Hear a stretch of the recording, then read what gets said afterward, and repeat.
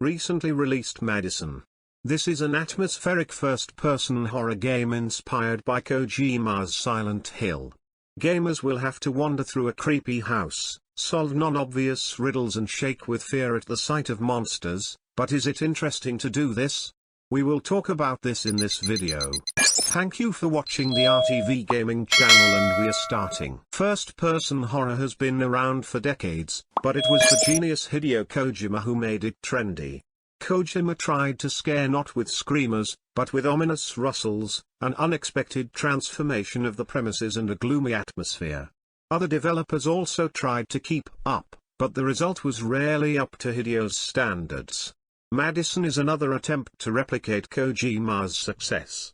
The horror was supposed to be released back in January, but due to legal difficulties, the release had to be postponed.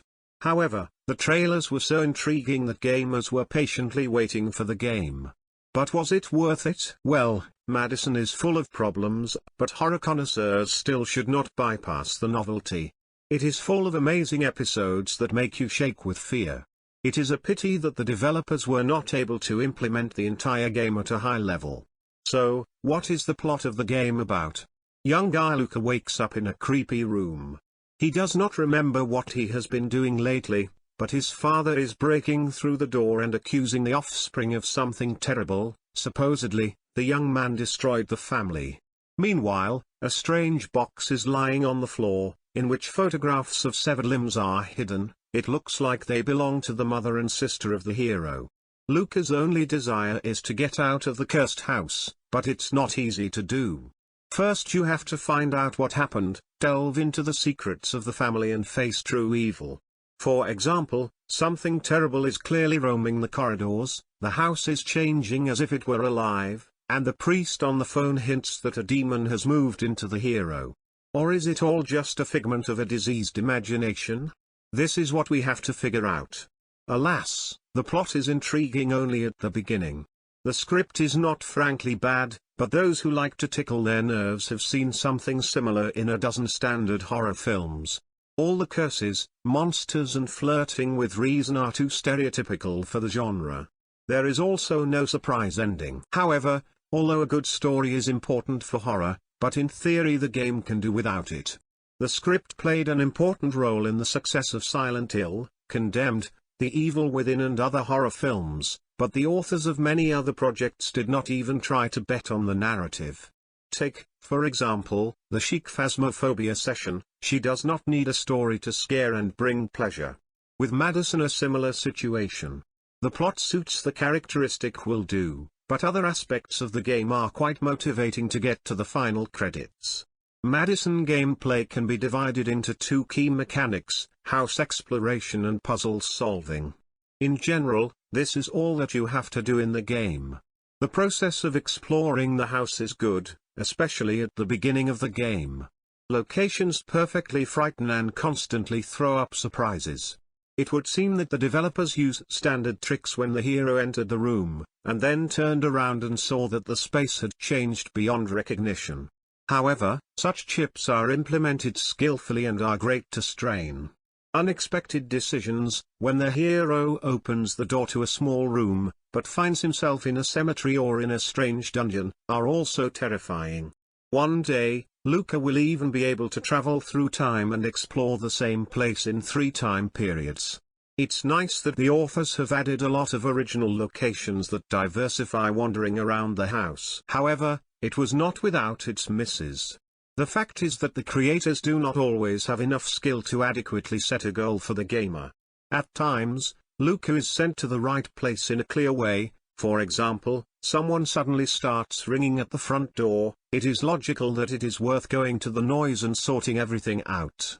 However, sometimes the hero simply takes out a piece of paper from the diary, on which some passage is drawn. Luca does not remember where these arts came from, but you should go exactly to the place in the picture. Such hints of a plot justification, but this approach cannot be called elegant. It comes to the point that at the end of the game the hero suddenly finds a combination for the safe in his personal diary.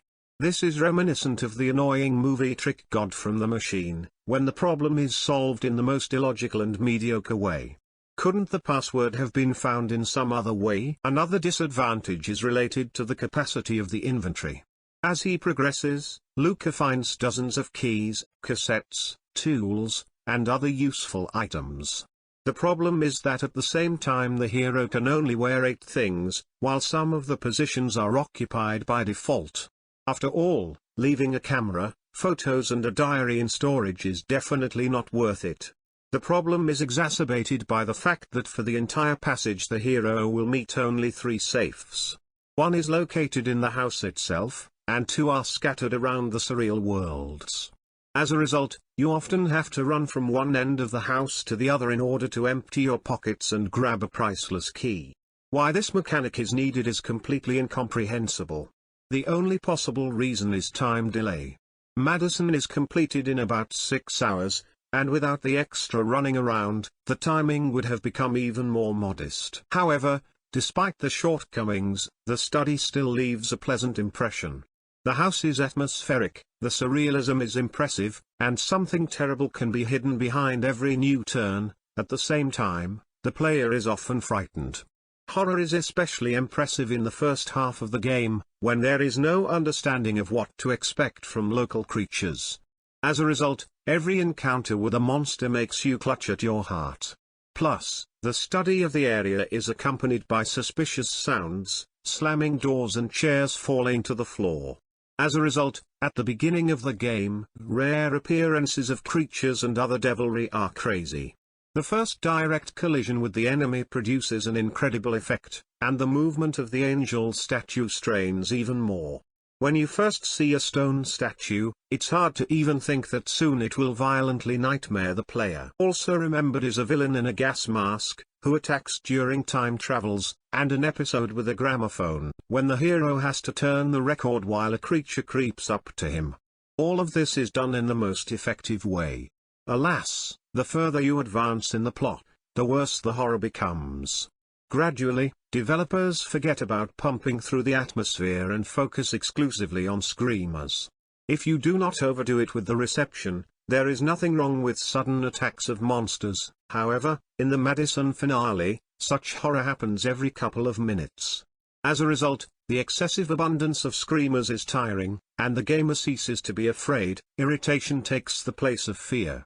It's little things like this that separate a master of horror from a rookie. It's very hard to keep the balance between calm gameplay, atmospheric horror, and direct player encounters with nightmare. Alas, the authors did not have enough skill to keep the bar throughout the game. With puzzles, the situation is also controversial. Basically, the puzzles are logical and interesting, take at least a challenge with a watch or a maniac's victims. However, sometimes puzzles are notably exhausting, all because of some missed trifle or a place that you didn't think to take a picture of. One of the key tools is a strange camera. The trick is that he regularly runs scripts and gives hints. For this reason, you have to use the device too often. For example, at the beginning of the game, Luca learns that he needs to go through the red door, but it is locked. An ordinary gamer will turn around and go in search of a key. That's just a mistake. The door needs to be photographed, and it will immediately open. After such an experience, you have to wander around the house and photograph everything in general. Who knows what will be needed to progress through the plot. However, puzzles still do not explode the brain. Understanding what to do comes relatively quickly, and the passage is not delayed. As a result, riddles, like other mechanics like exploring the house and encountering a monster, leave a pleasant experience. Of course, Madison is not a masterpiece in any of the aspects, but it still brings pleasure. Madison looks decent. Considering that several people worked on the game, and the budget was modest, the result deserves applause at all. At times, you can find fault with the lighting and quality of textures, but there are definitely no complaints about the elaboration of locations and the atmospheric interior. But the sound in the game is awesome. It's about the noises, wheezing and the sound of slamming doors, which are constantly kept in suspense, and about the tracks. The main track and the monster theme, which sounds from the gramophones, are especially memorable. The sound designer definitely gave it his all, see for yourself. Madison has enough shortcomings. The camera mechanics are not perfect, there are too many screamers at the end, and the plot is banal. However, there are many more advantages. For the sake of the oppressive atmosphere and the abundance of memorable episodes, the game is still worth paying attention to. If you like horror games, give Madison a chance. Most likely, the novelty will not leave you disappointed.